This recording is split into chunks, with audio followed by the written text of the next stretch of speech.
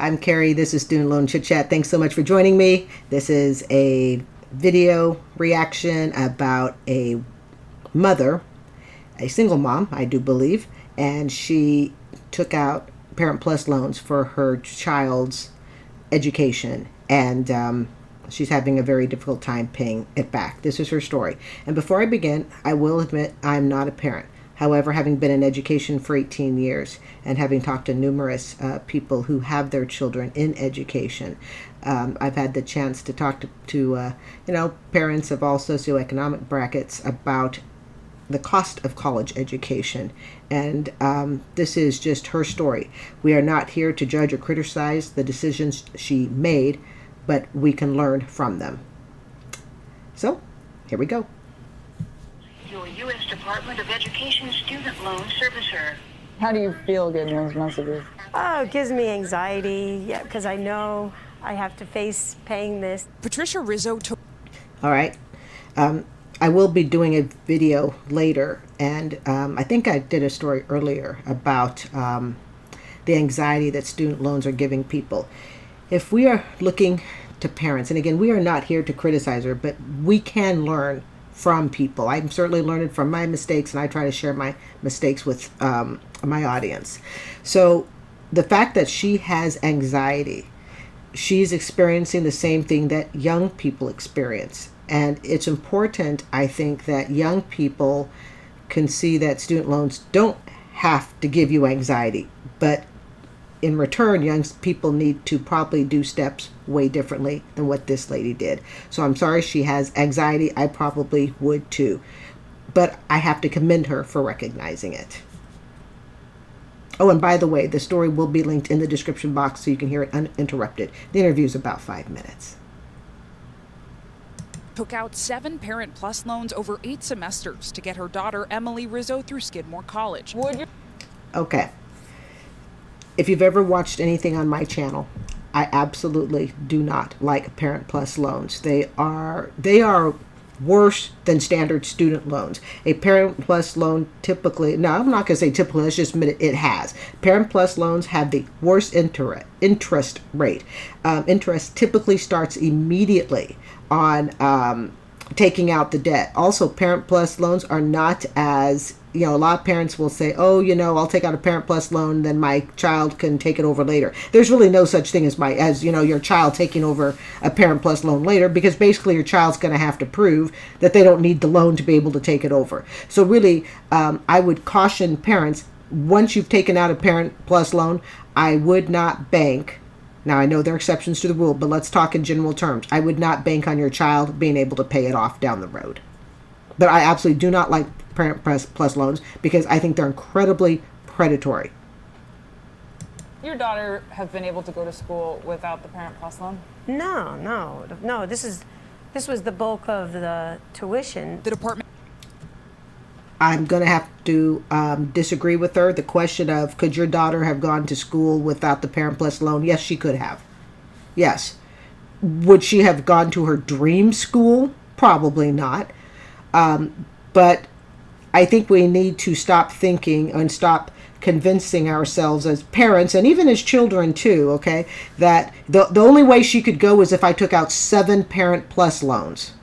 Now, as an adult, when I took out my $80,000 in student loans and I was in my 30s, I never stopped to do the math. Every single time I kept borrowing and borrowing and borrowing to go to school.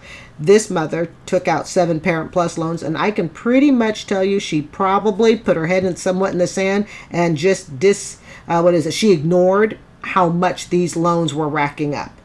I'm willing to bet that. But yeah, her daughter could have still gone to school. She might have gone to a community college for 2 years, then gone to a local state school for 2 years. Her daughter could have gone to school. And we need to stop, in my opinion, telling students that the only way they're going to get through school is if they go to a fancy school all 4 years. Not everybody can afford it. And even if you can afford it, not everyone has the tutoring and help resources needed to get through it successfully. We need to give young people and even older people that go to school, we need to give them permission to go to the non-fancy name, non-name brand school, get the, first couple of years of education, and then go to the fancy school. So I do have to disagree with the mom. I think in all honesty, I think she's trying to convince herself, now that the money's been spent, and you'll see what happens as we go along here, but now that the money's been spent, she has no choice but to convince herself that this had to be done. It didn't have to, and it never did. Department of Education limits the amount of federal loans students qualify for per year, so families can turn to another federal option, Plus, also known as Direct Plus or Parent Plus loans. These allow parents or guardians to take out loans for their dependents. For Rizzo, her interest rates on Plus loans vary from 6 to 7%. That's also another predatory thing. Oh, by the way, Pepsi is my absolute favorite drink, and I do like to have a little beverage when I'm talking, because sometimes if it's at the end of the day, my throat's a little dry. So if you wonder why I kind of drink and talk, that's kind of why, okay? But now what was my point here? Oh, yes, the Parent Plus loans, people also need to remember that in most cases, I believe it was, can't remember the exact year, I'm still over 10 years ago, they changed the law so that Parent Plus loans are pretty much unlimited. You can take out as much money in Parent Plus loans as you want. There is no limit. It used to not be that way. I cannot recall the year that it changed, but it's not been that long ago. I'm saying around maybe the 10, 15 year mark, okay? They changed it so that Parent Plus loans are now unlimited. And what happens is, people, adults, parents take out these Parent Plus loans, and I think to some extent they think, well, the Department of Education would never give me the money if I couldn't pay it off, so they're not giving me a bill that I can't afford. Yes, they are. Yes, they are. They're giving you a bill you can't afford. They're not doing any of the math. They're not doing anything to protect the parent or inform the parent. So a parent who may not be familiar with how Parent Plus loans work thinks, well, just like a credit card, for the most part, a credit card, for the most part, okay, isn't going to give you, $100,000 because they know you can't pay it off. But education will.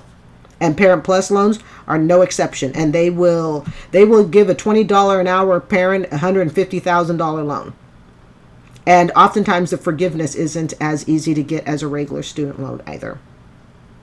The scary part is how much interest it accrues over time. The principal is $100,000, but I accrued $26,000 in interest, and this is my balance right now, $126,167. What started as a decision. Okay, so let's back that up here for just a second. I was grabbing a piece of paper to make notes. I only watch these videos like once before I react to it. That's just the way I roll. So basically, she says her balance right now is $126,000. Remember, this isn't her school. This is for her daughter. To improve her daughter's future has now impacted the possibilities for her own. And all right, this is something, quick note here, okay, so I remember to make a comment later. This is something that I think more parents need to, I don't want to sound critical, but, we got to learn here. What are you teaching your child when you take out a loan that causes you sleepless nights, it causes you anxiety, you are sinking your future, and the parent is closer, she's closer to retirement than her daughter is. So technically, her daughter has the time, not technically, her daughter has the time to make up money, okay, depending upon her, in student loan income to, job ratio to her spending habits, okay. The mother does not have this type of time. But what are we teaching young people when we show them that taking out student loans is this painful, anxiety-ridden, I'm going to sink myself to save somebody else? This isn't the way it should go. I'm looking at right now is paying it over 20 years, which will make me 82. Did you catch that? 82 years old. 82. And by the way, that's 82 if she doesn't do what? If she doesn't miss a payment. If she misses absolutely nothing. There's no forbearance. There's no deferment. There's no, she herself decides to go back to school, which I would not recommend at this point. 82 82 years old. Those of you out there who think, and I really had somebody who asked me this, okay, thought that student loans were basically forgiven when you hit old age, like, it's old age, okay, I'm 56, we're, okay, way up there, okay, but there are people who think, oh, once I hit 70, 75, once I retire, once I start collecting Social Security, the student loans are done. No, ma'am, no, sir. Those loans will take you straight to the grave. 82. So she takes out this loan to help her daughter, but what did she do to herself? And in return, how is this possibly going to negatively impact her daughter? Now's her daughter going to have to take care of her. 2, what about retirement? I can't think about retiring. And that is also part of the problem with debt. I recently became debt free. And one of the things that I have learned is that to become debt free, you have to think about it. When people say, oh, I don't want to think about it, I can't look, that's when you automatically lose. You lose. I'm not saying you're a loser. Let's make sure we define the difference here, okay? There's losing and then there's loser. We aren't losers. We all made dumb mistakes. I've made so many money mistakes, it's not even funny, okay? But you lose when you refuse to look at the bill. You lose when you just cover your eyes and you say, okay, I'm going to get it just because I have to. That's when you lose. And this is why she's in the position she's in. 82 years old. Lots of people don't even make it to 82. But part of the reason she's in this predicament is she didn't want to look at it. It's like looking at a mortgage bill and saying you don't want to look at it. Looking at maybe, you bought too much car. You don't want to look at it, okay? I choose to lease a car. I'm totally well aware. I am totally aware that leasing may be more expensive than owning, but I'm also aware of why I like to do it. I'm very aware of what the bill is. I'm aware of my options. In other words, I can look every bill straight in the eye and go, yep, I can stand behind it because this is what I want for me. But to do that, you can't say, I can't even think about it, especially as you get closer to retirement. And when you're talking about the tens of thousands, okay, even hundreds of thousands people spend on education. Surveys find 26% of parents with PLUS loan debt will not retire as initially planned. The PLUS program, beginning in the 1980s, now facing a different U.S. economy. The average amount of student loan debt for borrowers over 60 roughly doubled from 2005 to 2015. All right. This actually reminds me, 18 years ago, this person I no longer work with, and I won't say where, but this was quite almost, let's see, probably about the time I started teaching, okay? So there was someone I know about the time I started teaching, took on a Parent Plus loan, and they actually wound up having to teach approximately an extra 10 years. They have long retired since I've been in the business 18 years. But they wound up working almost an extra 10 years. Why? Because they took out a Parent Plus loan that was astronomical. They had no idea that when they took out the 6-figure loan, I won't say exactly what the amount was, okay, but they took out a 6-figure loan and they thought that they would be able to go on income base like I did. Turns out they could not go on income base because it was Parent Plus loan, yada, yada. And at approximately, to get it paid off in 10 years, they were going to have to make $2,000 a month payments. They were within years of retiring. They could not retire. This is what's happening. And so parents are definitely delaying retirement. For borrowers over 60, most of that debt is for their children. Traditionally, this loan was developed to help parents who were middle income be able to afford a 4-year education. Instead, we're seeing it be more and more lower income or middle income families get in over their heads on this debt. And the reason they're getting in over their heads, because the laws changed.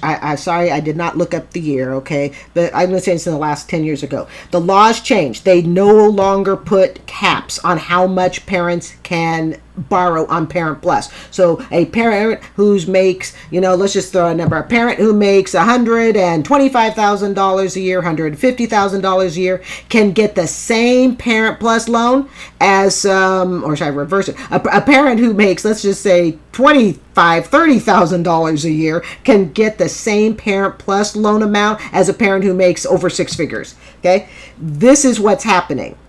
Okay, this is what's happening. And so, yeah, they're in over their heads. And unfortunately, the lower income bracket parents probably aren't fully aware, okay, that the money that they're getting, the federal government is not budgeting, has not calculated to see if they can pay it off. So I think what sometimes, not always, but I think what sometimes happens is a low income parent takes the loan and goes, well, I just, like I said earlier, you know, they wouldn't give it to me if they didn't think I could pay it off. They don't care if you can pay it off. They really don't care. That's something you have to care about. All right. These loans can cover up to the cost of attendance, so long as borrowers pass a credit check, meaning some parents are borrowing much more than they can afford. Let's make sure we understand something. You can pass a credit check, you can have a high credit score and be fully in debt. I recently hit over the 800 FICO score, okay? It was a personal mission of mine for the last 4 years to hit that, okay? The world did not change because of it. It was just a personal goal that I had. You know, goals are fun, all right? Especially when you meet them. You can have a really high credit score. You can pass a really good credit check and be deeply in debt. Okay, you can have a 750 credit score and be deeply in debt, over leveraged. So just because these parents can pass a basic credit score has nothing to do with their economic ability to actually pay off the debt. Rizzo's case, she earns around $40,000 a year working at a drug rehab center in New Jersey. Now, maybe if she's lucky, if it's nonprofit, possibly she might be able to get some loan forgiveness, maybe. But the problem is it's Parent Plus. Parent Plus loan forgiveness is a bit more touchy and tricky than just a standard student loan. Okay, and that's probably why she's having to look at till 82. Parent Plus is not as easy. You can get loan forgiveness through Parent Plus, but it's not as cut and dry as if anything through the federal government dealing with student loans is cut and dry. 62-year-old plans to pay the loan off, but has not started making payments. As debt climbs, so too does public debate. She's 62. 3 is 45. I'm really bad at math. Okay, so 5 years to go. I'll be retiring. Okay, let's say I retired at 67, which is the Social Security age, I think, for people born like 1965 or after, or something like that. All I know is I'm in the 67 age category when I can collect Social Security. She's 5 years. Okay. Now remember, she took these loans out for her daughter. So back it up a few years, she was basically saying, hey, I'm going to start taking out some really big loans in my mid-50s. That'd be like me just starting to go, I'm going to take it out in my mid-50s. Again, it's not the size of the loan. It's the size of shovel. Does she have a shovel big enough to get herself out of the loan? Does she have assets that she could quickly sell right off to help get her out of the loan? Without that, that's where the problem is. There are people who can take out $150,000 loan. They're sitting on, 2-3 pieces of property. They got to collect a car. In other words, if they absolutely had to sell stuff to just get rid of it, they could. Canceling student loan debt. $50,000. Paying their student loan and paying their rent. The Biden administration paused student loan payments until May 1st, 2022. For those okay, because this is a couple years, this video was from a year ago, okay? But I think now more than ever, we're going to have people having to decide, do you pay the student loan or do you pay the rent? How many people are going to be forced to move back home because they can't afford the student loan, the rent, much less the cost of food? Okay, so this is, even though this video was a year ago, it's a real problem now more than ever with the rent prices being so high. struggling to pay these loans, there are options, including a federal direct consolidation loan, talking to loan servicers about interest, being mindful of refinancing in the private market, and knowing that declaring bankruptcy for student debt is hard. I think for declaring bankruptcy, we can just pretty much say it's impossible. Okay, short of you losing every limb, all right, and being completely homebound, they're not letting it go. Okay, I saw a documentary once with a woman who had brain surgery. They still told her she had to pay. Also, assuming that not all of these are federal, if you have some private loans, those private lenders, they care even less than the federal government pays. So when people say things like, "Oh, talk to your excuse me," when people say things like, Talk to your service provider and see if they can adjust. They're not going to do squat, and I'm putting it nicely. You can use the expletives for me. Okay, they're not going to do squat for you. All right, you're not going to be able to call up Sally Mae, tell them your hardship story. Your rent went up 30%. And you can't afford it. Nah, I always kind of sarcastically laugh when I hear things like, "And call your service provider and see how they can help you." They're not gonna, and if they do, count yourself really fortunate. That's according to Fishman, not a financial expert, but an expert in education policy. She adds that if not paid, the government can come after Social Security, wages, tax refunds, and it can negatively impact credit.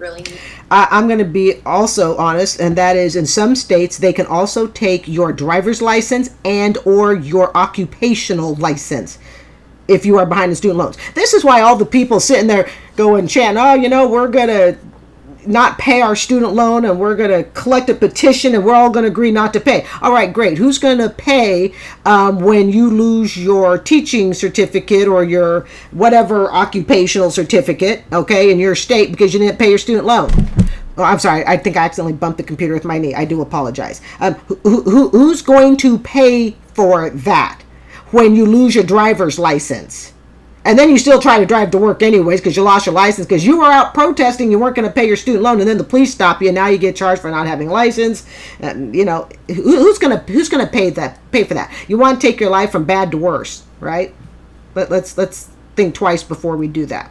And by the way, of course she's right. They can wage garnish you, and unlike a private industry, where if you owe a credit card company, Chase Bank or whatever, they have to go through the whole legal process about taking it to court and then having to file it, get a judgment. The federal government don't have to do that. Uncle Sam don't have to do that. He can just go straight to your bank account. They can skip over all the legalese stuff that has to be that a typical private lender, would have to go through. The federal government, the federal government can just go straight to your bank account and anybody else's bank account that you might be named on with them. Heads up on that. Need to focus on improving affordability for low and middle income families so that we aren't having to rely on intergenerational debt. Okay, so intergenerational debt is basically debt from, the parent to the child to maybe even the grandchild. That's what they're talking about with intergenerational debt. Just in case, somebody doesn't know what that means, all right? I think what we also need to do, where it really needs to start, is we need to educate. Education. We need more straightforward information. About 20 years ago, the credit card companies were kind of forced, okay, with their hands tied to some extent. They were forced to have to explain credit terms a little bit easier. So now on your credit card statement, they have to kind of lay out, if you pay this amount for this many months, this is how much you're going to pay. And they had to simplify some of the legal jargon. That's what needs to happen here with student loans. And it doesn't matter if it's a Parent Plus loan or if it's just a student taking out a standard loan or if it's an income-based payment. We need to be more upfront. We need to speak in more simple language so people understand, hey, you know what? You're taking out a Parent Plus loan. Here's what you really need to know about it before you sign on the line. Hey, you're taking an income-based loan. Here's how you're going to be guaranteed to never pay it off. We need to speak in more simple terms. Regret taking on the Parent Plus loan? I can't say I regret because my daughter has accomplished so much. Don't want to be critical. She has no choice but to say that. What are you going to say? Yeah, I really don't think it was wise to take on she has $160,000 debt at the age of 56. I would not recommend that I do that. I do believe in hindsight my daughter could have accomplished just as much, maybe even if not more, if she had gone, a route where she took out her own student loans, went to a community college for 2 years, in-state for 2 years. We could have found other resources and connections. I believe she could have been just as successful, and I wouldn't be sleeping with anxiety at night trying to figure out how to pay these 7 loans off. There's a business term, and somebody in the comment section, if you know the term, I cannot for the life of me remember it. It is a business management term when, and I know it exists. It's a business management term when you have invested so much in something You refuse to acknowledge sort of the error of your ways. In other words, you say this was successful because you've invested so much in it, you don't feel like you can say anything else about it. I swear, if anybody watching this video knows that term, I have not been able to find it, but I know it exists. It's basically, she's invested so much. Of course, she has to say she has no regrets.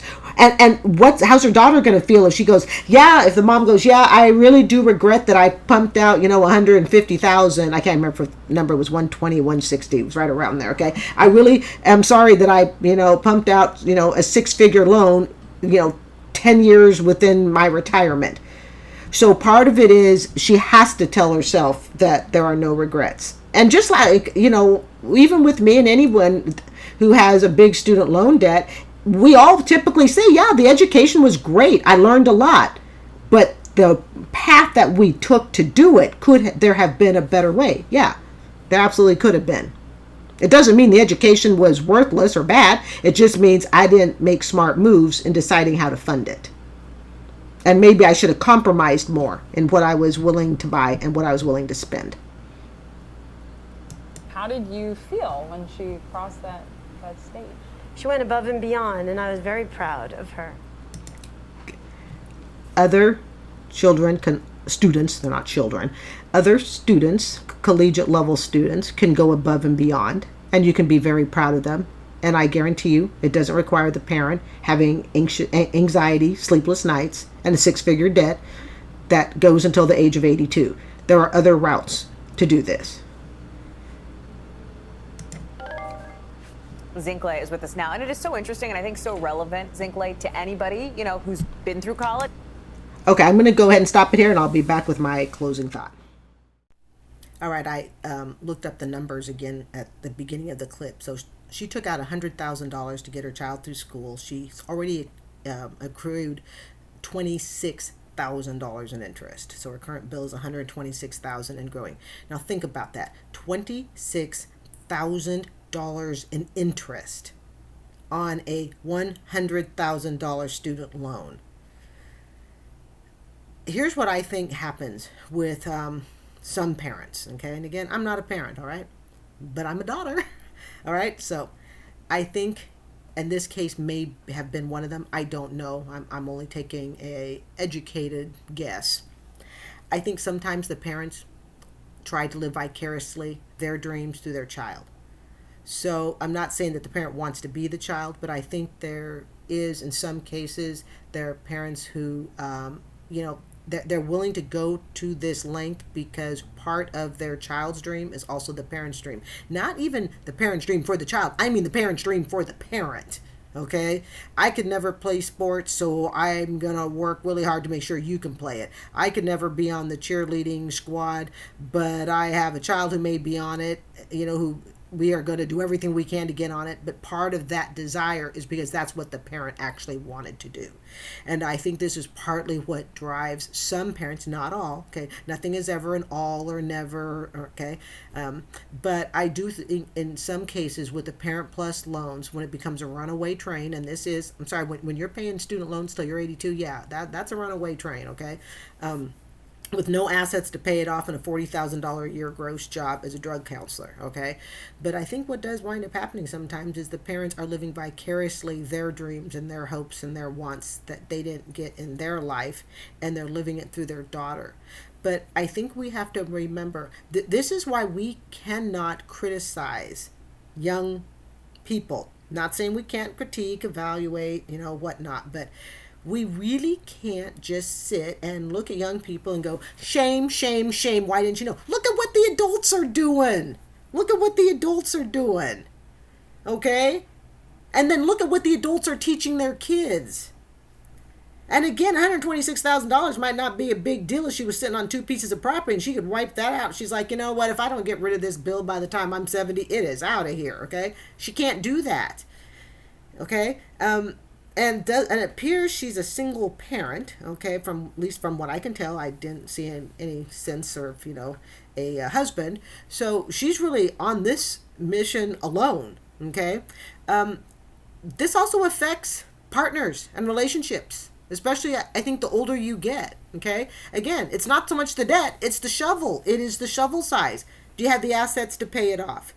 This was a runaway train because, and even by her own admittance, you know, she closed her eyes to it and she just signed the bill. We cannot allow young people to fall into that trap where we're just going to close our eyes and just tell the child, you know, honey, just close your eyes and, you know, it'll all work out. No, it won't work out. To me, this was a prime example of this didn't work out, you know, and the chances of her daughter being able to pay that loan back, not going to happen. Okay.